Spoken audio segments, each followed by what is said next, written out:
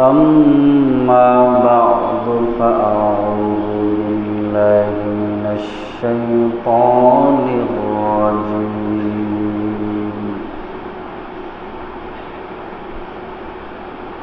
زبان খুলে জোর আওয়াজে মুহাব্বতান করুন বিসমিল্লাহির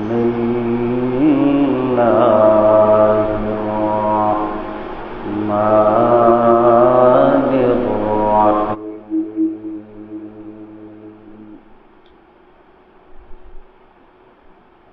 ربنا هب لنا من أزواجنا وذرياتنا قرة أعين واجعلنا للمتقين إماما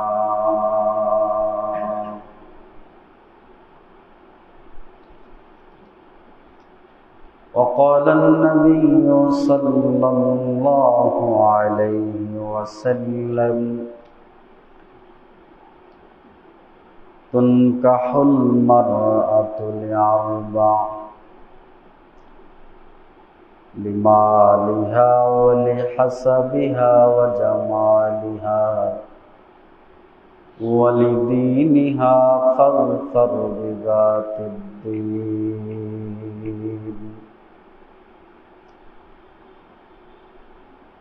صدق الله مولانا العظيم وصدق رسوله النبي الأمي الكريم ونحن على ذلك لمن الشاهدين والشاكرين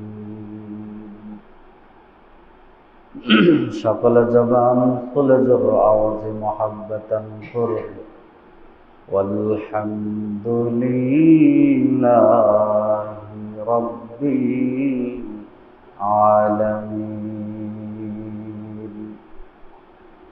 সকলে দরুদ ইব্রাহিম পড়ি নামাজের মধ্যে যে দরুদ পড়া হয় আল্লাহুম্মা সাল্লি আলা মুহাম্মাদ ওয়া আলা আলি মুহাম্মাদ কামা সাল্লাইতা আলা ইব্রাহিম وعلى آل إبراهيم إنك حميد مجيد اللهم بارك على محمد وعلى آل محمد كما باركت على إبراهيم وعلى آل إبراهيم إنك حميد مجيد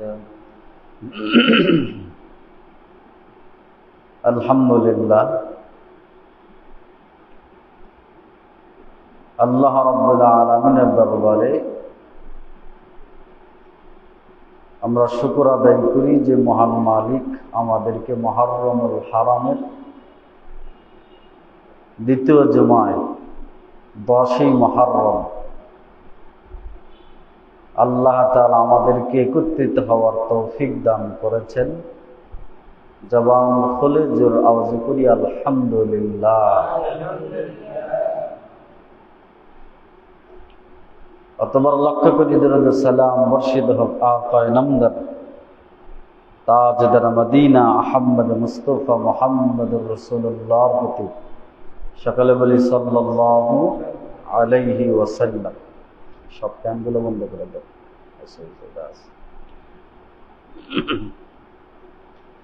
মুআজ্জাজ মুহতারাম, আমি আপনাদের মাঝে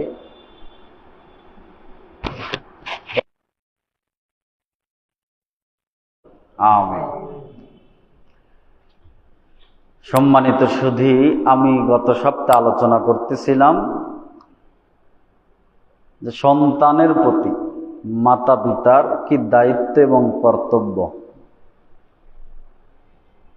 দায়িত্ব এবং কর্তব্য জানার আগে এটা বলেছিলাম যে সন্তান এটা কোনো মানুষের দান নয়, চাইলেই পাবে না, টাকার জোরে ক্ষমতার জোরেই সন্তান পাওয়া যায় না।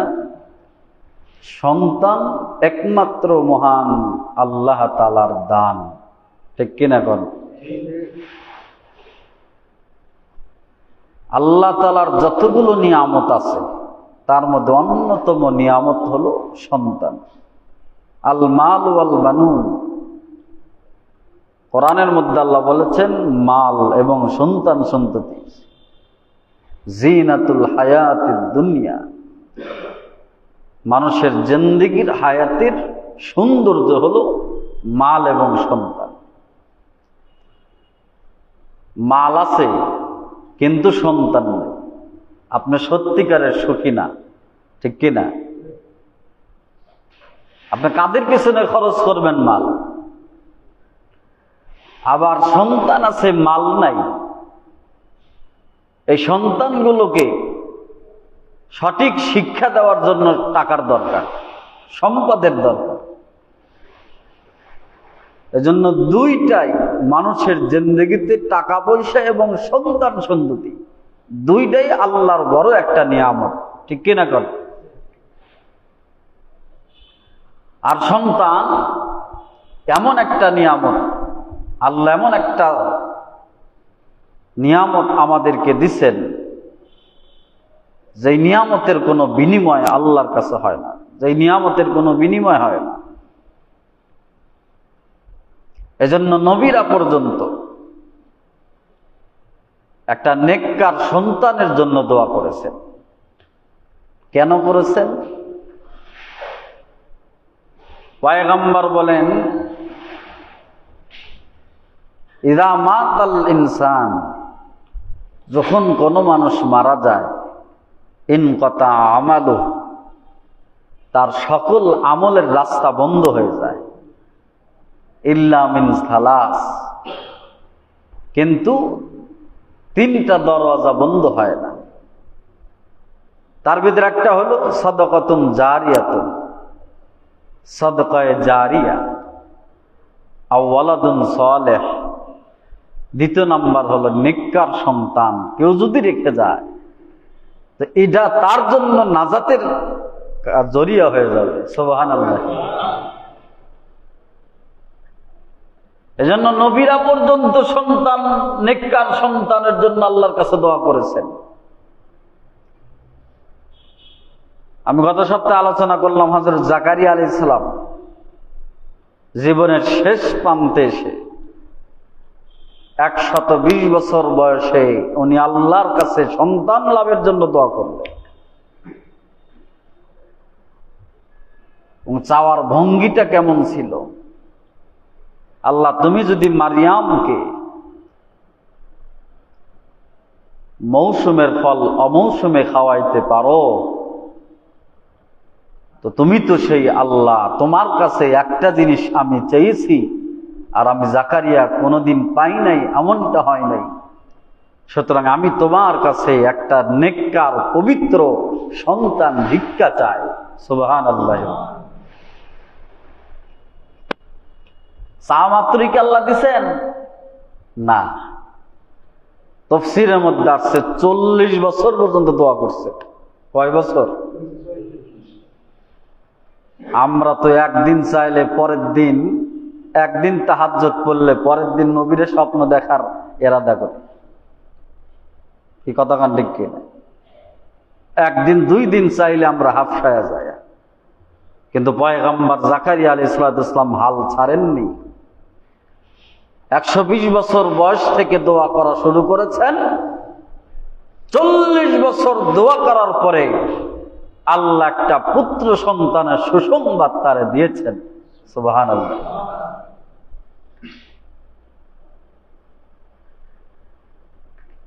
এই জন্য নেককার সন্তান যারা আল্লাহর কাছে চায়,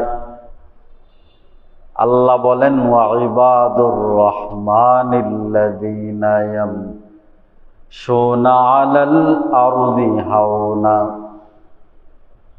আল্লাহ কোরআনে কারীমের মধ্যে রহমানের স্পেশাল বান্দা কারা তাদের একটা লিস্টই আল্লাহ তাআলা কোরআনে কারীমের মধ্যে তুলে ধরেছেন।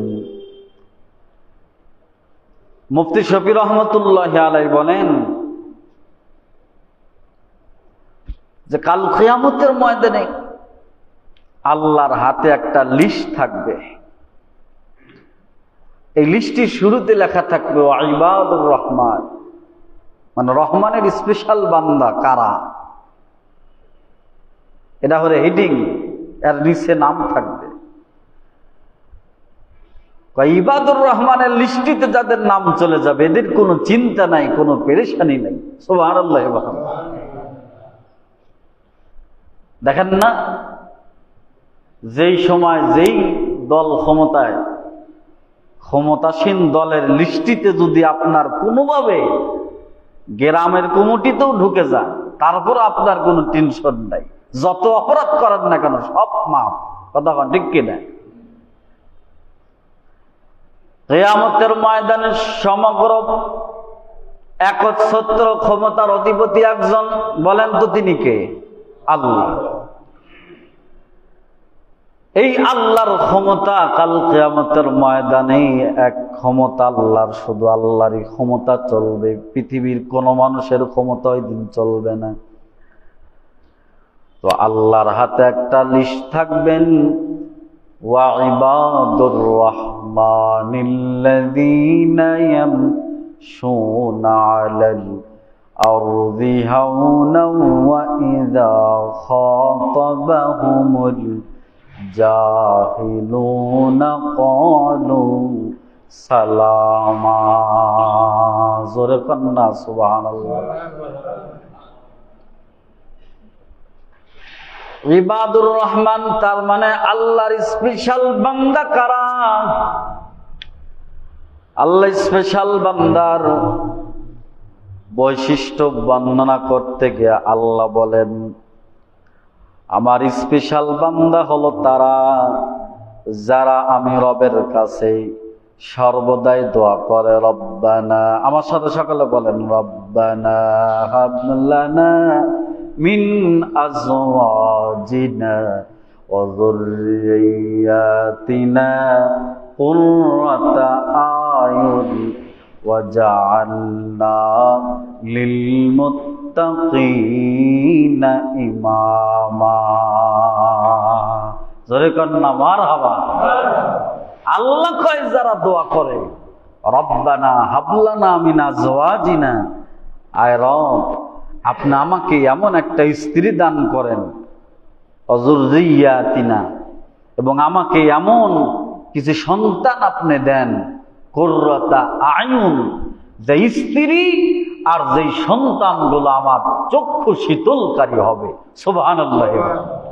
কি হবে? চক্ষু শীতলকারী তারা হবে। আল্লাহ এমন সন্তানের দরকার নাই যেই সন্তান আমার অপমানের কারণ হবে,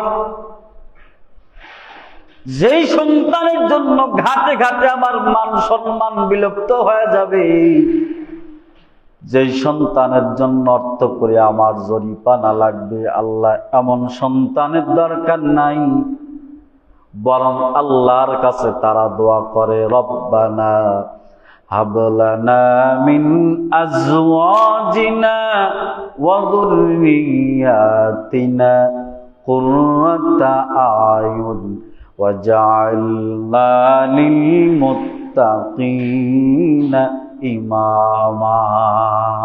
আল্লাহ এমন স্ত্রী দিবেন যে স্ত্রী যেন আমার শান্তির কারণ হয়, যে স্ত্রী যেন আমার চক্ষু শীতলকারী হয়। ওয়া যুররিয়াতিনা, এমন সন্তান দিবেন কুররাতা আয়ুন, যে সন্তান যেন আমার চক্ষু শীতলকারী হয়।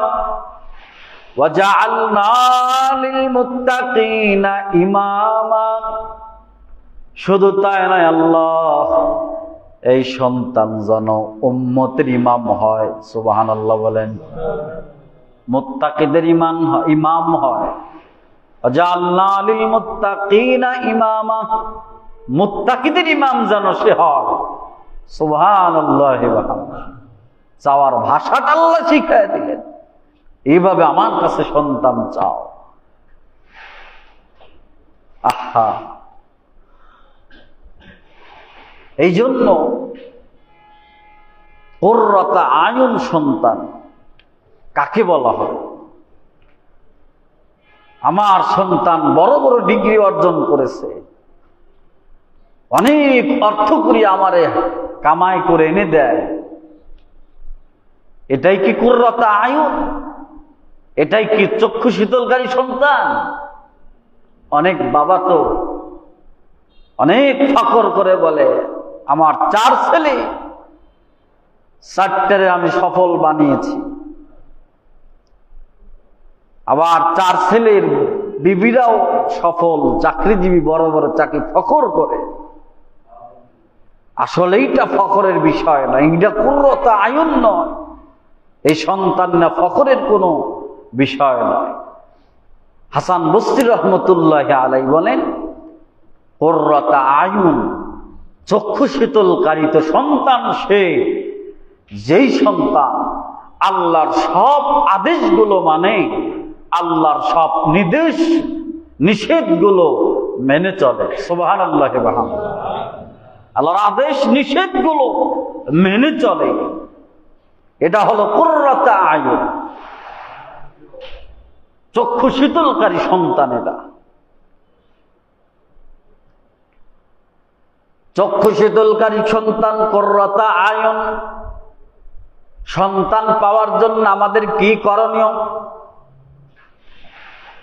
যুবক ভাই ভালো করে বুঝবেন, আজকে বিশেষ করে আপনাদের জন্য কুররাতা আয়ুন সন্তান পাওয়ার জন্য 1 নাম্বার যেই কাজ, 1 নাম্বার যেই দায়িত্ব, সেটা হলো সন্তান জন্মের আগেই এই দায়িত্বটা পালন করতে হবে। সন্তান জন্মের আগের হক এটা। 1 নাম্বার হক হলো প্রত্যেকটা বাবার জন্য সন্তানের উপর প্রথম হক হলো সন্তানের জন্য নেককার, পরহেজগার, ভালো একটা মা নির্বাচন করা। ঠিক কিনা বলেন? নেককার, পরহেজগার, আবেদা, সালেহা, কানিতা, জাহেদা, নেককার একটা মা নির্বাচন করা সন্তানের জন্য। মা যদি ভালো হয়, সন্তান অটোমেটিক ভালো হয়ে যাবে। ঠিক কিনা বলেন ভাইরা? এরা সন্তান জন্মের প্রথম হক, জন্মের আগের হক এটা। জন্মের পরে তো অনেক হক আছে, কিন্তু সন্তান জন্ম হয় নাই, তার আগের হক। প্রত্যেক যুবক ভাইয়ের একটাই করণীয়, সেটা হলো নিজের সন্তানদের জন্য ভালো, নেককার, পরহেজগার একটা মা নির্বাচন করা। আর এই মা নির্বাচন করতে যদি ভুল করেন, তাইলে কুররাতা আয়ুন সন্তান পাওয়ার কোনো আশা নাই। কথা বলেন ঠিক কিনা ভাই? আবার প্রত্যেকটা মা বোনদের জন্য করণীয় হলো নিজের সন্তানের জন্য ভালো একটা বাবা নির্বাচন করা। তার মানে যা তার সাথে বিবাহ বসা যাবে না, বরং নিজের জন্য ভালো একটা স্বামী নির্বাচন করা, পরহেজগার, দিনদার স্বামী নির্বাচন করা। কিন্তু আমাদের দেশের বিবাহগুলোর চিত্র ভিন্ন। ১৫০০ বছর পূর্বে পয়গম্বর বলে গেছেন, তুনকাহুল মারআতু লিআরবা। পৃথিবীতে কিয়ামত পর্যন্ত যত বিবাহ সংগঠিত হবে এবং হয়েছে এবং হচ্ছে, সবগুলো বিবাহ সংগঠিত হয় 4টা জিনিসের উপর ভিত্তি করে। কয়টা জিনিস? একটু জবান খোলা বলা লাগবে। কয়টা জিনিস? 4টা জিনিস দেখে মানুষ বিবাহ করে সাধারণত। 1 নাম্বার হলো লিমালিহা, সম্পদ দেখে বিয়া করে। ওয়ালি হাসাবিহা, এরপরে বংশ দেখে বিয়া করে। এরপরে পয়গম্বর বলে, নবীজি বলেন ওয়াজামালিহা, এরপরে সৌন্দর্য দেখে বিয়া করে। 4 নাম্বার হলো ওয়ালিদিনিহা, দিন দেখে বিবাহ করে। তাহলে 1 নাম্বার হলো মাল। 1 নাম্বার কি? এই কথা কন না কেন আমার সাথে? 1 নাম্বার মাল সম্পদ। 2 নাম্বার হলো ওয়ালি হাসাবিহা, বংশ দেখে বিবাহ করে। 3 নাম্বার হলো ওয়া জামালিহা, সৌন্দর্য দেখে বিবাহ করে। 4 নাম্বার হলো ওয়ালি দীনিহা, দিন দেখে বিবাহ করে। এই 4টা জিনিস মানুষ সাধারণত দেখে। এবার নবী বলেন কোন জিনিসটারে তোমরা প্রাধান্য দিবা? সন্তানের জন্য, ভালো মা নির্বাচনের জন্য কোন জিনিস তুমি প্রাধান্য দিবা? নিজের সন্তানকে কুররাতা আয়ুন বানাইতে চাও, তাহলে কেমন মা তুমি নির্বাচন করবা? নবী বলেন ফাজফার বিজাতিদ দ্বীন, তুমি বিবাহের ক্ষেত্রে দ্বীনকে প্রাধান্য দাও, ধার্মিকতাকে প্রাধান্য দাও, তাইলে তুমি সফল কাম হবে। তোমার ঔরসে যেই সন্তান আসবে, এই সন্তানগুলো কুররাতা আয়ুন হবে। সুবহানাল্লাহ ওয়া সুবহানাল্লাহ। রাসূল কি শিক্ষা দিলেন? দ্বীনকে প্রাধান্য দাও। এই হাদিসের ব্যাখ্যায় মুহাদ্দিসিনে কেরামরা লিখেছেন, কেউ রাগ হবেন না, সত্যি কথা যেটা বলা লাগবে। শুধুমাত্র যারা মাল দেখে বিবাহ করে, কি দেখে? টাকা দেখে, পয়সা দেখে, সম্পদ দেখে, শ্বশুর বাড়ির সম্পদ দেখে বিবাহ করে, এই সংস্কৃতিটা এটা ইহুদিদের সংস্কৃতি, ইহুদিদের চরিত্র। কারণ ইহুদিদের কাছে টাকা পয়সা, মাল সম্পত্তি এটাই মেন, এটাই মুখ্য। কথা বলেন ঠিক কিনা ভাইরা? এরপরে যারা শুধু বংশ দেখে বিবাহ করে, এটা হলো মূর্তি পূজক মুশরিকদের চরিত্র, হিন্দুয়ানি চরিত্র। এটা এদের মুখ্য হলো বংশ। এক বংশের মানুষ অপর বংশের বিবাহ দিবেই না। কথা বলেন ঠিক কিনা ভাইরা? এরপরে শুধু যারা জামালিহা, সৌন্দর্য দেখে বিবাহ করে, এটা হলো খ্রিস্টানদের চরিত্র। ওদের মূল উদ্দেশ্য হলো সুন্দর হওয়া লাগবে। এবার পয়গম্বর বলে একটা মুমিনের চরিত্র হবে, সে মাল দেখবে না, সৌন্দর্য দেখবে না, বংশ দেখবে না। একজন মুমিনের চরিত্র হবে ওয়ালি দীনিহা, সে শুধুমাত্র দ্বীনকে প্রাধান্য দিবে। ঠিক কিনা বলেন ভাইরা? দ্বীনকে প্রাধান্য দিবে। শ্বশুর বাড়ির সম্পদ আছে কিনা? হ্যাঁ, এখন বলবেন এগুলো তো দরকার, এগুলো ইসলাম মানা করে নাই। বরং ইসলাম বলেছে প্রথমে তোমার টার্গেট হবে দ্বীন। প্রথমে টার্গেট কি? দ্বীন। দ্বীনদারি আছে, সাথে সুন্দর আছে, আলহামদুলিল্লাহ। দ্বীনদারি আছে, সৌন্দর্য আছে, বংশটাও ভালো, তাইলে আরো সুন্দর। আবার বংশটার ভালোর সাথে সাথে টাকা পয়সাও আছে, তাইলে খারাপ না। নূর আলা নূর, তাইলে তো সব পাওয়া গেল। কিন্তু একটা আর একটা নাই, তুমি প্রাধান্য দিবা দ্বীনকে। তুমি আগে দেখো দ্বীন আছে কিনা, দ্বীনদারিত্ব আছে কিনা, ধার্মিকতা আছে কিনা। ঠিক কিনা বলেন?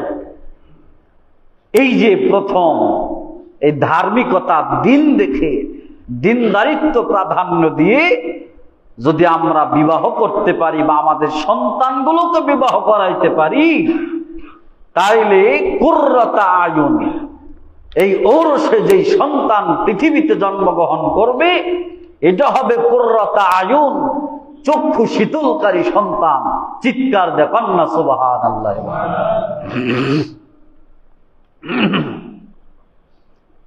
এই ব্যাপারে একটা ঘটনা আমি আপনাদের মাঝে বলে যাই। খলিফাতুল মুসলিমিন হযরত ওমর সারা রাত ঘুমাইতেন না। মদিনার সব মানুষ ঘুমের ঘরে বিবর হয়ে যখন যাইত, ওমর রানিং প্রেসিডেন্ট সারা রাত মক্কার মধ্যে ঘুরে ঘুরে মানুষ অবস্থাদি বর্ণনা করতেন, অবস্থাদি দেখতেন। ওমরের একজন খাদেম হযরত আসলাম বলেন, আমি ওমর ইবনুল খাত্তাবের সাথে একদিন রাত্রে বেলায় মদিনার মধ্যে ঘুরে ঘুরে বেড়াইতেছি। হঠাৎ ঘুরতে ঘুরতে এক জায়গায় ক্লান্ত হয়ে গেলাম। একটা ঘরের পাশে হযরতে খলিফাতুল মুসলিমিন ওমর বসে গেলেন। ওমর যখন ঘরের মধ্যে বসে গেছেন, এমন সময় ঘরের ভিতর থেকে আওয়াজ, একটা মা আর একটার মেয়ের আলোচনা। মা ডাক দে বলতেছে, বেটি আজকে তো দুধ দহন করলাম, অল্প হয়েছে। এই ঘটনা তো অনেকে জানেন, কিন্তু এই ঘটনার যেই পয়েন্টটা আমি বলবো ভালো করে বুঝবেন। মা বলতেছে, বিবি, মা বলতেছে, ও সন্তান, আজকে যেই দুধটা আমরা দহন করেছি অল্প দুধ, এইটা বাজারে বিক্রি করে আমাদের সংসার চলবে না, তাইলে কি করা যায়? কয়, আমার কাছে একটা বুদ্ধি হলো, এর ভিতরে পানি মিশায়া দেব, আর দুধ বেশি হবে, বাজারে বিক্রি করব, আমাদের টাকাও বেশি হবে। এবার ওই কন্যা সন্তান ডাক ডাকা, আম্মা জান, খলিফাতুল মুসলিমিন ওমর এমন একটা রাষ্ট্র কায়েম করেছেন যে রাষ্ট্রের মধ্যে 2 নাম্বারি করার কোনো ক্ষমতা কারণ নেই। সুবহানাল্লাহ জোরে বলেন। যে রাষ্ট্রের মধ্যে 2 নাম্বারি করার ক্ষমতা কারণ নেই, আর ওমরের সামনে থাকবো একরকম, ওমরের পিছনে থাকবো আর একরকম। এইটা তো মুনাফিকের চরিত্র হয়ে গেল। আর দ্বিতীয় কারণ, মা ওমরকে যদিও ফাঁকি দেওয়া যায়, কিন্তু ওমরের যিনি রব, আমার যিনি রব, তোমার যিনি রব, ফাআইনাল্লাহ, ওই আল্লাহরে কেমনে ফাঁকি দিব? চিল্লা জোরে বলা যাবে কি সুবহানাল্লাহ? ওমরেও ফাঁকি দেওয়া যাবে, পৃথিবীর সব মানুষকে ফাঁকি দেওয়া যাবে, কিন্তু রব তাকে কেমনে ফাঁকি দিব? এই কথাটা হযরত ওমর শুনতেছে। এবার হযরত আসলাম বলেন, ওমর রাদিয়াল্লাহু আনহু আমাকে বললেন, আল্লিমিল বাব, এই দরজার চিহ্ন দিয়ে রাখো, ভালো করে ঠিকানাটা জব্দ করো। এই কথা বলে খলিফাতুল মুসলিমিন আমাকে নিয়ে চলে গেলেন। রাজদরবারে যাওয়ার পরে পরের দিন সকালবেলা ওই মা আর মেয়ের ঘরে খোঁজ পাঠাইলেন, দেখো ওদের ঘরে কোনো পুরুষ অভিভাবক আছে কিনা। খবর নিয়ে আসা হলো, ওদের ঘরে কোনো পুরুষ অভিভাবক নেই। ওমর ইবনে খাত্তাব তাদেরকে ডাকলেন, আবার 2-3 সন্তানকে ডাকলেন, হযরতে আব্দুল্লাহ, আব্দুর রহমান এবং আসেম, 3 সন্তানকে ডাইকা বললেন, শোনো, এই চরিত্রের একটা মেয়ে পাইছি, হোক সে গরিব, দুধ দহন করে জীবিকা নির্বাহ করে, কিন্তু মেয়েটার মধ্যে 100% দিনদারিত্ব আছে, তাকওয়া আছে, আল্লাহর ভয় আছে। সুতরাং আছেন, তুমি যদি চাও ওই মেয়ের সাথে তোমার বিবাহের ব্যবস্থা করে দিব। হযরত ওমর চাইলে রানিং প্রেসিডেন্ট, দেশের কোন বাদশার মেয়ের সাথে, কোটিপতি মেয়ের সাথে, শিল্পপতিদের সাথে তার ছোট সন্তান হযরতে আসেমের বিবাহের ব্যবস্থা করতে পারতেন, ঠিক কিনা জোরে বলেন। কিন্তু ওমর বললেন, শোনো, টাকা পয়সা আমার কাছে মুখ্য না, টাকা পয়সা একদিন আসে, সম্পদ আজ আছে কাল নাই, সব শেষ হয়ে যাবে, কিন্তু আমি মেয়ের মধ্যে যে দিনদারিত্ব পাইছি যার কারোর মধ্যে আমি পাবো না। হযরত ওমর ইবনুল খাত্তাব দিনদারিকে প্রাধান্য দিয়ে তার ছোট ছেলে হযরত আসেমের সাথে বিবাহের ব্যবস্থা করে দিলেন। দেখেন, দিনদারিত্বকে প্রাধান্য দিলে কুররাত আয়ুন সন্তান কিভাবে লাভবান হওয়া যায়। এই আসেমের ঘরে আল্লাহ একটা মেয়ে সন্তান দিলেন, আর এই মেয়ের ঘরে এমন একটা সন্তান আল্লাহ দিছেন যাকে বলা হয় দ্বিতীয় ওমর, ওমর ইবনে আব্দুল আজিজ। চিল্লা কান্না সুবহানাল্লাহ।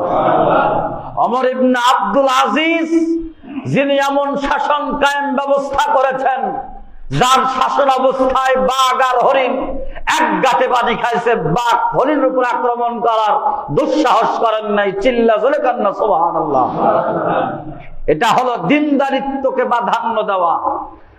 এজন্য ভাইয়ের আমার, বিয়া করছেন অনেক যৌতুক নিয়া, অনেক টাকা পয়সা নিয়া, বউতে হন আপনারে খাড়ার উপরই রাখবে। কথা বলেন ঠিক কিনা ভাইয়েরা? ওর কাছ থেকে এক গেলাস ভালোবাসার পানি আপনি পাওয়াতে দূরের কথা। কথা কন না ভাইয়েরা আমার? একটা গরিবের ঘরে দেন, কি শান্তি। বিবাহের উদ্দেশ্য নেই তো ঘর যেন শান্তিতে পরিণত হয়। কারণ বিবাহে যদি ঘরের অশান্তি কারণ হয়, ওই সুন্নতের দরকার তো নাই। কথা বলেন ঠিক কিনা? এই জন্য ভাইয়ের আমার, যারা বিবাহ করেন নাই নিয়ত করেন দিনদারিত্ব, দেখবেন টাকা পয়সা এরা পরে। রাজি আছেন ইনশাল্লাহ? আর যাদের সন্তানদের বিবাহ করার নাই, আপনারা নিয়ত করেন, টাকার দরকার নাই, বংশের দরকার নাই, অলি দিন হা দিনদারি আছে কিনা। আল্লাহ তৌফিক দান করেন। জিল্লা কোন আমিন। এটা তো গেলে এক সাইড। আর একটা হলো শুধু মেয়ের ক্ষেত্রে না, ছেলের ক্ষেত্রেও দিনদারিত্ব দেখতে হবে। বাবা যদি দিনদারি না হয়, ফ্যাটকারি ভালো না হলে তার প্রোডাক্টও ভালো হবে না। কারিগর ভালো না হলে প্রোডাক্ট ভালো হওয়ার কোনো আশা করা যায় না। কতক্ষণ ঠিক কিনা ভাইয়েরা আমার? এজন্য ছেলের ক্ষেত্রেও দিনদারিত্ব দেখবেন। মেয়ে বিবাহ দিবেন, দেখবেন আগে সন্তানটা নামাজ পড়ে কিনা, ছেলেটার মধ্যে দিনদারিত্ব আছে কিনা, ছেলেটা হালাল হারাম বেঁচে খায় কিনা। কিন্তু মুসলমান আজকাল কি বলবো, মনে বড় দুঃখ, এদেশের অনেক ওলামায়ে কেরাম যারা তাওয়াক্কুলের ওয়াজ করে বেড়ায়, এরাও মেয়েদেরকে বিবাহ দেওয়ার ক্ষেত্রে টাকা খোঁজে, দিনদারিত্ব পরে। কথা বলেন ঠিক কিনা ভাই? হাজি সাহেব প্রথম কাতারে নামাজ পড়ে, কিন্তু মেয়েকে বিবাহ দেওয়ার জন্য সরকারি চাকরি খোঁজে। আছে না নাই? টাকা আছে, দিনদারিত্ব নাই, কয় ওইটা সমস্যা না, বিয়ের আগে হয়ে থাকে। কথা কন ঠিক কিনা ভাইয়ের আমার? বিয়ার আগে অনেক কিছু হয়, টাকা আছে এটাই যথেষ্ট। বংশ ভালো কিন্তু দিনদারিত্ব নাই। পয়গম্বর বলে তাইলে কুররাত আয়ুন, নেককার সন্তান পাওয়ার কোনো আশা নাই। এই ব্যাপারে আর একটা কথা, আমি আপনাদের কি বিরক্ত হচ্ছেন? আপনারা কাউকে কষ্ট দিয়ে কথা বলতেছি? সমাজের বাস্তব চিত্র। আমি কোথাও চাকরির ভয় করি না, চাকরির ভয় করেও কথাও বলি না, সব সামনাসামনি বলবো, যা আছে কপালে ইনশাল্লাহ। কথা ঠিক কিনা? আপনাদের দোয়া আলহামদুলিল্লাহ, আমার পিছনে 4-5টা চাকরি সবসময় গুরু গুরু করে, এরা ফকর না আলহামদুলিল্লাহ। এই জন্য যা কম সত্য কথা, কেউ খারাপ হলে বেজার হলে এটা আমার দেখার বিষয় নেই। হযরত আব্দুল্লাহ ইবনে ওমর, আব্দুল্লাহ ইবনে মুবারক যুগশ্রেষ্ঠ মুহাদ্দিস, ভালো করে বুঝেন। আব্দুল্লাহ ইবনে মুবারক যুগশ্রেষ্ঠ মুহাদ্দিস, তার বাবা হযরত মুবারক রহমতুল্লাহি আলাইহি। হযরত মুবারক রহমতুল্লাহি আলাইহি উনি একটা বাগানের মালি ছিলেন, রক্ষক ছিলেন। তো অনেক দিন পর আনার বাগানে মালিক আসছে, আসার পরে কয়, তুমি বাগানের মধ্যে খুঁজা খুঁজা সবচাইতে সুস্বাদু মিষ্টি আনার আমার আইনা দাও। একটা আনার আনছে, কাইটে খাইছি, এত চুকা। তোমার কইলাম মিষ্টি আনার আনার জন্য, তুমি আনছো চুকা। আর একটা আবার দ্বিতীয়টা আনছে, এটা আরো চুকা। এবার তৃতীয়বার আবার পাঠাইছে, আনার আনো আর একটা। এবার কিন্তু সুস্বাদু দেখায় ন, এইটা আনছে আরো চুকা। এবার মালিক ডাক দেখায়, তুমি কি, তোমারে বললাম কি, তুমি করলা ডাকি? 3-3 বার তোমারে পাঠাইলাম মিষ্টি আনার জন্য, আর তুমি চুকা আনার না। মালিক আপনি মন খারাপ করবেন না, আমি কোনটা চুকা আর কোনটা মিষ্টি এটা তো আমি জানবো কেমনে? সুবহানাল্লাহ। এবার কোনটা মিষ্টি আর কোনটা চুকা এটা আমি দেখবো কেমনে? খাইলে না দেখবো? আল্লাহর কসম করে বলি, আপনি আমাকে বাগান পাহারা দেওয়ার জন্য নিযুক্ত করেছেন, বাগানের ফল খাওয়ার জন্য আমাকে নিযুক্ত করেন নাই। সুবহানাল্লাহ। তার মানে আমি খাই নাই, আমি জানিও না কোনটা চোখা কোনটা মিষ্টি। এবার মালিক চিন্তা করে, এটা কি ভাব ধরছে নাকি আসলে সত্যি? অন্যান্য খাদেমগুলোর কাছ থেকে যাচাই বাছাই করেছে, কয় না আসলেই আমরা দেখছি ও কোনো একটা ফলও ছুঁয়ে ধরে নাই। সুবহানাল্লাহ। কি দিনদারিত্ব! এবার মালিক কয়, পাইছি আমার মেয়ের সঠিক সন্তানের হাতে তুলে দেওয়ার জন্য। টাকা নাই পয়সা নাই, কি হয়েছে? একটা শিল্পপতি তার বাগানের একটা কর্মচারীর সাথে তার মেয়ের বিবাহ দিচ্ছেন শুধুমাত্র দিনদারিত্ব দেখে।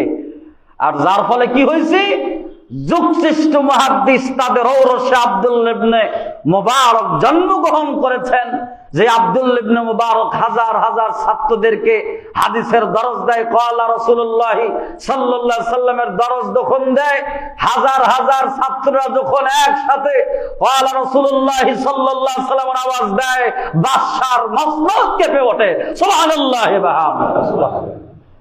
বাদশার মসনদ কেঁপে ওঠে।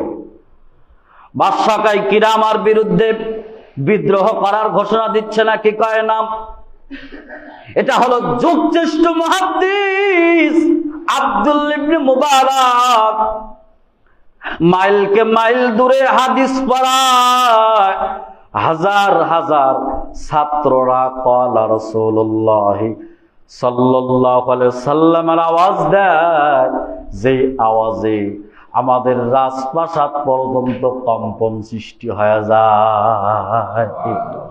সুবহানাল্লাহ। শেষ কথা বলে যায়, মুসলমান ভাইয়ের আমার কোন দিকে নজর নেই। সর্বশেষ বিশ্বনবী মুহাম্মদুর রাসূলুল্লাহ সাল্লাল্লাহু আলাইহি সাল্লাম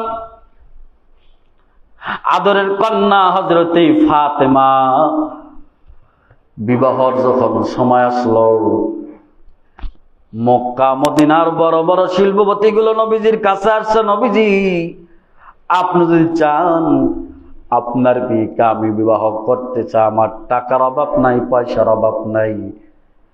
নবীজি কয় না, আমি টাকা দেখে বিবাহ দেব না, পয়সা দেখেও বিবাহ দেব না। সুবহানাল্লাহ।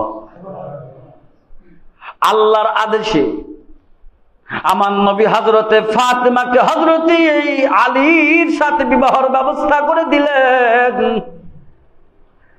যে আলীর ঘরের মধ্যে কিচ্ছু নাই, হযরতে ফাতেমাকে বিবাহ দিছেন। ফাতেমা ঘরের মধ্যে যায় দেখে একটা মাত্র ছোট তোষক আছে, একজন ঘুমাইলে আর একজন ঘুমানো যাবে না। একটা মাত্র ছোট্ট বালিশ, একজন মাথা দিলে আর একজনের মাথা আটবে না। একটা মাত্র পেয়ালা আছে আর একটা মাত্র জাতি আছে, এছাড়া ঘরের মধ্যে কিচ্ছু নাই। পরের দিন কি খাবে এই খাবারটাও নাই।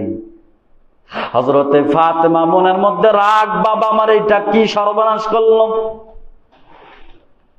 এত কোটিপতি সন্তান গুলো আইসা প্রস্তাব দিচ্ছেন,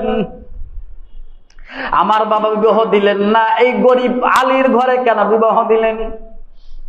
এশার নামাজের পর আমার নবী ওই হাঁটি হাঁটি পা পা করে ফাতেমার ঘরের সামনে যখন চলে গেছেন, ঘরের দরজা খুইলা দেখে ওমর ওই আলী এক জায়গায়, ঘরের এক কোনায়, ফাতেমা আর এক কোনায়। আলী কান্দে, ওমর আলী কান্দতেছে, আবার ফাতেমাও কান্দে। আমার নবীর বুঝতে বাকি নাই, ফাতেমার মনে হয় পছন্দ হয় নাই। আমার নবী ফাতেমাকে ডাকলেন, এবার আলীকেও ডাকলেন। নবীর ঘাড়ে একটা চাদর ছিলেন। ফাতেমা আলী আর নবীর মাথার উপর বিছায়া দিয়া ফাতেমাকে ডাক দেখায়, ও বিটি রে, ও মা, হাই তাও সত্য, মদিনার বড় বড় শিল্পপতি আসছিল তোমাকে বিবাহ করার জন্য। আমি বিবাহ দেই নাই। আমি গরিব আলীর কাছে কেন বিবাহ দিলাম? এক নাম্বার কারণ হলো এই ঘটক আমি না, এই ঘটক সরাসরি আমার আল্লাহ। সুবহানাল্লাহ বলেন। এই বিবাহের ঘটক একমাত্র আল্লাহ। আর দুই নাম্বার কারণ হলো আমার সন্তান ফাতেমা। শোন, আমি চাইলে কোটিপতির ঘরে বিবাহ দিতে পারতাম, কিন্তু কেন দেই নাই? কারণ সুখের জন্য টাকা পয়সা লাগে না, সম্পদ লাগে না। সুখ যদি কেউ পায় কুড়ে ঘরের মধ্যেও পায়। আলী হয়তো তোরে টাকা পয়সা তোরে ঠিক মতো কাপড় চোপড় দিতে পারবে না, ওরকম শান শওকতে তোরে পালতে পারবে না, ঠিক। কিন্তু আলীর ঘরে যেই শান্তিটা তুই পাইবি, পৃথিবীর সব কোটিপতির এক করলেও যেই ঘরে যদি তোরে বিবাহ দেওয়া হয়, আলীর ঘরে যেই শান্তিটা পাইবি, পৃথিবীর কোন কোটিপতির ঘরে ওই শান্তি তুই ফাতেমা পাবি না। সুবহানাল্লাহ ওয়া বিহামদিহি। নবীজি নিজে উম্মতকে চোখে আঙ্গুল দিয়ে শিখায়া দিছেন, এই দিনদারিত্বকে প্রাধান্য দাও, টাকা পয়সা আজ আছে কাল নাই। যেটা সত্যি মানুষের আখলাক, মানুষের দিনদারিত্ব, এইটাই হলো মেন। ঠিক কিনা জোরে বলেন ভাইয়ান আমার? রাজি আছেন তো ইনশাল্লাহ? কারা কারা দুহাত তুলে আল্লাহরা দেখান, হাত টান টান করেন, আল্লাহ কবুল করেন, চিল্লা বলেন আমিন। তাহলে আজকের সবকটা হলো কুররাত আয়ুন, নেককার সন্তান পাওয়ার জন্য, চক্ষু শীতলকারী সন্তান লাভের জন্য প্রথম যেই কাজ, সেটা হলো একজন বাবা তার সন্তানের জন্য ভালো একটা মা নির্বাচন করবে, একজন মা তার সন্তানের জন্য ভালো একটা স্বামী নির্বাচন করবে, আর এইটা সহযোগিতা করবে বাবা আর মা। ঠিক আছে কিনা? আল্লাহ তৌফিক দান করেন। ওয়া আখিরু দাওয়ানা আলহামদুলিল্লাহ।